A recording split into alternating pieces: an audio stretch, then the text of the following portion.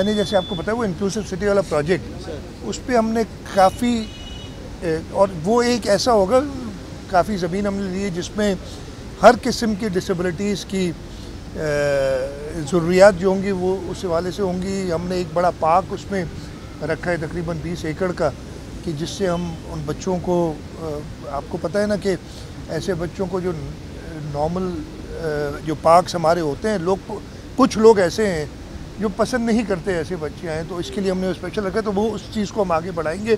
उसके साथ साथ हम और एडिशनल सेंटर्स भी अपने बना रहे हैं, जो कि ऑनगोइंग एक बजट का है। हम बजट का भी इंतज़ार नहीं करते।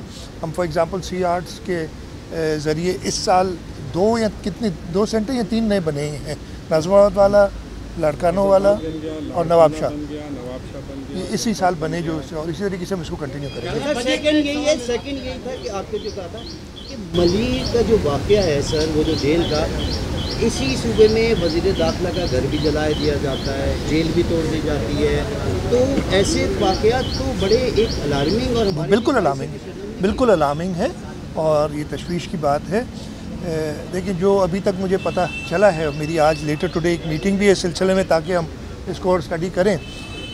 अभी तक जो पता चला है कि जो ज़िलज़िले के झटके आ रहे थे, उसमें कैदियों में कुछ तशवीश हुई कि जी हम बैरिक्स के अंदर हैं, हमें बाहर निकाला जाए, गिर ना जाए। मेरा ख़्याल है, अब अगेन मैं वो देखूंगा, मैं कोई जजमेंटल बात अभी नहीं करना चाहता, लेकिन इनिशियल थाट यही है कि गलत था उनको निकालना।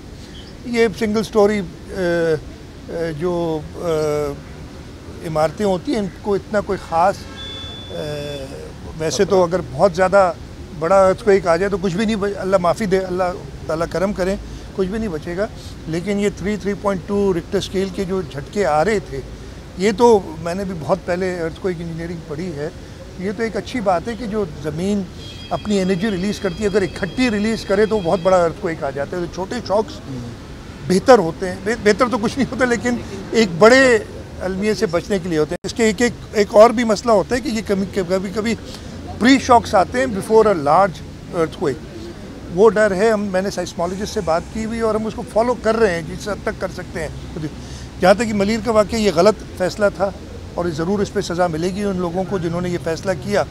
कैदियों को बाहर निकाला गया, 6000 से ऊपर कैदी हैं मलीर जेल में, और जब वो बाहर ग्राउंड्स में, नहीं तो नॉर्मली जेल के 6 बजे के बाद शाम को कोई बाहर नहीं रहता, उनको जब बाहर निकाला गया और वो प्रिकॉशंस प्रॉपर नहीं ली गई, जिसकी वजह से कैदी एक मॉब की सूरत हाल अख्तियार की। उन्होंने, जहाँ तक मुझे पता है, हथियार भी छीने, फायरिंग भी हुई, एक कैदी की डेथ भी जब अभी तक मुझे पता है हुई है। इस सिलसिले में पुलिस ने और जो उधर जेल के हुकाम थे, फिर FC वाले थे, FC उधर पोस्टेड थी, उन्होंने रिटेलिएट किया। 216 या कुछ कैदी निकल गए थे, 80 या 82 जो अभी तक सुबह तक मुझे पता था वापस पकड़ लिए गए हैं। मैं सिर्फ एक बात कहूँगा, इस वाक़े की तो तहकीकात भी होंगी, जिनको सज़ा मिल रही है उनको सज़ा भी मिलेगी। जो कैदी भाग गए मोस्टली ये पेटी क्राइम्स वाले थे, कोई ऐसा बड़ा टेररिस्ट, कोई फॉरेनर इस जेल से नहीं भागा, जो अभी तक मुझे इत्तला है। मैं वैसे और करूँगा, मेरी यही इन सब से होगी एक वार्निंग समझ लें, दरख्वास्त समझ लें, जैसे भी वो करें कि वो वापस सरेंडर कर लें। नहीं तो ये जेल तोड़ने वाला जो है वाक़या, उसमें उनकी इन्वॉल्वमेंट आएगी तो वो फिर वो टेररिज्म के जो ये पेटी क्राइम्स में इन्वॉल्व थे, इनके ऊपर बहुत बड़े केस बन जाएंगे। तो आप बिल्कुल दुरुस्त फरमा रहे हैं, तशवीश की बात है, नहीं होना चाहिए था और अब हो गया है, तो इंशाल्लाह इस पर सजाएँ भी मिलेंगी। 13 जून को इंशाल्लाह बजट हम पेश करेंगे, जुम्मे का दिन है जो अभी इरादा है हमारा। और ये चीज़ देखते हुए कि ज़रूरी तबके को प्राइसेस नहीं मिली हैं और इसकी वजह से ज़रूरी तबका, और हम नहीं चाहते कि ऐसी सूरत हाल हो कि हम वीट इंपोर्ट पे वैसे ही शायद करनी पड़े हमें दोबारा, अगले साल और ख़राबी हो। तो हमने कुछ स्टेप्स लिए, इंशाल्लाह वो बजट में बताएंगे। के इलेक्ट्रिक अनफॉर्चुनेटली जब प्राइवेटाइज़ किया गया तो हुकूमत सिंध को बिल्कुल इसमें इन्वॉल्व नहीं किया गया, प्राइवेटाइज़ हो गई। इस वक्त के इलेक्ट्रिक के बोर्ड पे हुकूमत सिंध का वफाक के नुमाइंदे मौजूद हैं, हुकूमत सिंध का कोई नुमाइंदा नहीं है के इलेक्ट्रिक के बोर्ड पे। तीसरी चीज़, के इलेक्ट्रिक का रेगुलेटर नेपरा है, जो अगेन सूबाई हुकूमत के ज़मरे में नहीं आता, वफाक के ज़मरे में आता है। और जो सारे ये सारे हैं पर्क्स जो लिए हुए हैं जी, बोर्ड मेंबर भी वफाक के होंगे, रेगुलेट भी हम करेंगे, ये सारे पर्क्स तो वफाक ने ले लिए, और जो सारी लाइबिलिटी है वो हुकूमत सिंध पर डाल दी कि जी लोगों को अगर तकलीफ़ हो तो आप ज़िम्मेदार हैं। तो ये चलेगा नहीं, और ये हमने वफाक से कहा हुआ है, कई अरसे से कह रहे हैं। अब हमें इस पर और सीरियस होना पड़ेगा कि मैनेजमेंट में बोर्ड के अंदर हुकूमत सिंध की नुमाइंदगी हो, ताकि हम उन पर एक चेक भी रख सकते हैं, और जो कंज्यूमर है जो कि सूबे का है उसको फ़ायदा हो। आपने हेस्को और सेप्को की बात की।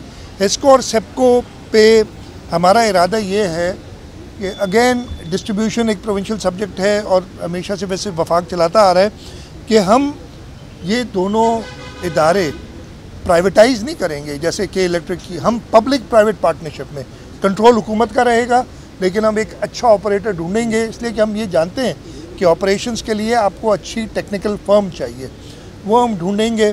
और इन लाइंस पे हम बात कर रहे हैं वफाक से, और ये ओवरनाइट नहीं होगा, इसमें बहुत टाइम लगेगा। बहुत बड़ी यूटिलिटी कंपनीज हैं, ऐसा नहीं है कि दुकान से जाके और मैंने ख़रीद लिया और कुछ कर दिया, लेकिन इस पे हमारा काम चल रहा है। मुनीर कमाल साहब हैं, चीफ सेक्रेटरी साहब हैं, और ये काम कर रहा है। इसके लिए जो आर्किटेक्ट्स हमने हायर करने थे वो भी हमने हायर कर लिए हैं, जो अपना प्लान दे रहे हैं। और इंशाल्लाह ताला हमारी कोशिश यही रहेगी कि एक ऐसी जगह बनाई जाए जिसमें हम, जैसे इधर बताइए छोटी सी जगह है और इसमें अभी से 150 बच्चे की इनरोलमेंट हो गई है, तो जो लाखों नहीं तो हज़ारों की तादाद में रिक्वायरमेंट है सिर्फ कराची शहर की, और उसके साथ साथ बाकी न सिर्फ पूरा सिंध, हमने तो हेल्थ में और इस किस्म की फैसिलिटीज़ में दूसरे सूबों के जो लोग हैं उनको भी जगह दी है। तो हम वो ऐसा सेंटर बनाना चाहते हैं, इंक्लूसिव सिटी बनाना चाहते हैं,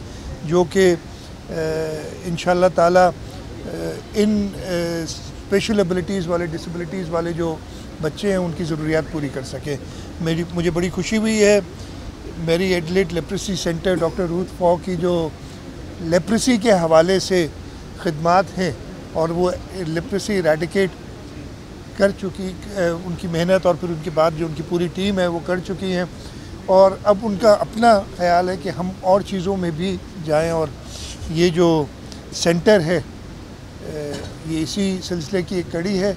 मैंने यकीन दिलाया मोहम्मद लोगों को, जो मेरी एडलेट लेप्रेसी सेंटर के चीफ एग्जीक्यूटिव हैं, कि हुकूमत सिंध का पूरा ताउन उनके साथ रहेगा, इसलिए कि ये वो काम कर रहे हैं जो कि हुकूमत नहीं करना चाहिए, लेकिन हुकूमत अकेले ये काम नहीं कर सकती। ख़ास तौर पे ऐसे लोग जिनमें वो पैशन है, जिनमें वो खिदमत करने का जज्बा है, वो हमें साथ चाहिए होते हैं। और हमें मेरी एडलेट लेप्रेसी सेंटर के शिकल में एक ऐसा इदारा मिला है, और इंशाल्लाह ताला हुकूमत सिंध इससे पूरा ताउन करेगी।